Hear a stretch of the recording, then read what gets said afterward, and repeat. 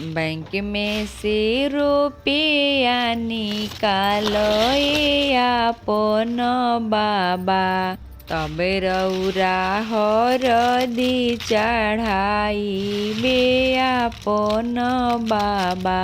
Business के कमैया निकालो ए कवन पापा, तबे रउरा हरदी चढ़ाइबे कवन पापा।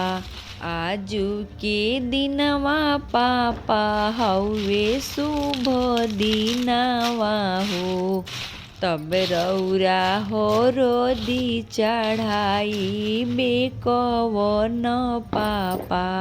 नौकरी के पैसा निकालो ए आपन मामा, तबे अइह हरदी चढ़ावे ए आपन मामा।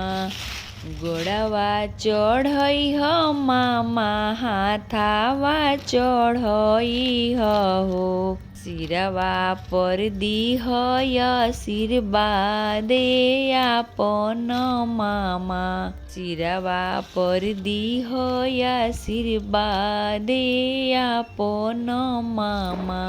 बैंक में से पैसा निकलिह ए आपन भैया, तब अइह हरदी चढ़ावे ए आपन भैया। आजू के दिनवा भैया हउवे शुभ दिनवा हो, आजू के दिनवा भैया हउवे शुभ दिनवा हो।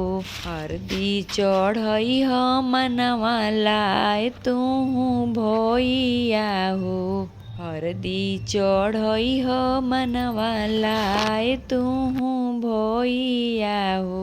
इहो हरदिया भैया बहिनी के सुहागावा हो, इहो हरदिया भैया बहिनी के सुहागावा हो। हरदी चढ़इह मन दिल लाए तुहु छोटका भैया, दी चढ़इह मनवा लाए तू न छोटका भैया।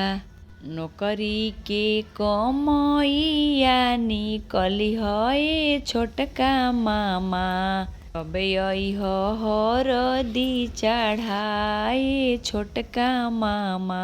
तबे अइह हरदी चढ़ावे ए छोटका मामा। हाथवा चढ़इह मामा, गोड़वा चढ़इह हो, देवा पर दिह आशीर्वाद ए छोटका मामा।